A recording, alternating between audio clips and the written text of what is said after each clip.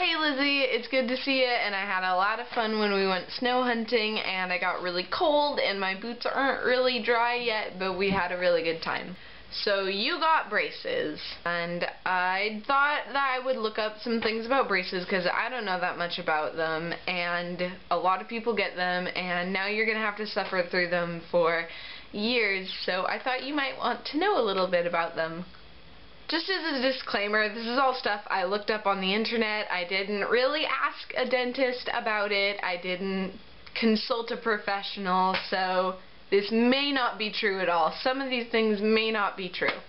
Start off, here's some trivia, some general dental trivia.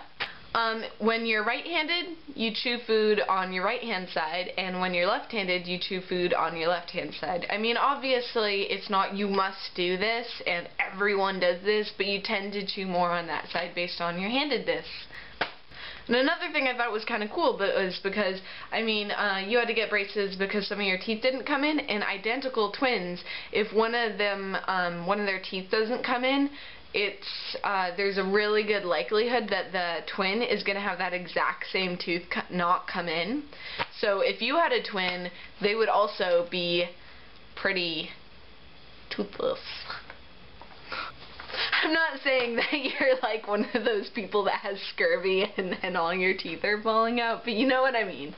Some things about orthodontics and braces is that orthodontists, all of them are certified dentists, but not all dentists are orthodontists. So it's kind of like all snorps are sneeps, but not all sneeps are. Do you remember those stupid mind games where it would be like if a slurp is a slorp and all slorps are smurfs, or any smurfs I don't know. It was just really weird, and I was always like, well, yeah, it says right here that some of the brain teasers they had back then, I mean, I guess they're not outdated. I'm just going to shut up. They were weird. The first braces were first invented or utilized, I don't really know which, in 1728 by, consult my notes, Pierre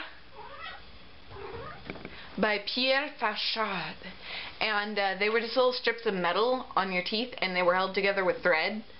Which is probably, I don't know if that'd be more or less comfortable. I mean, it's like, it's not refined, so you'd think it would be less comfortable, but I feel like thread is a little bit more comfortable than, like, what is it, aluminum, titanium.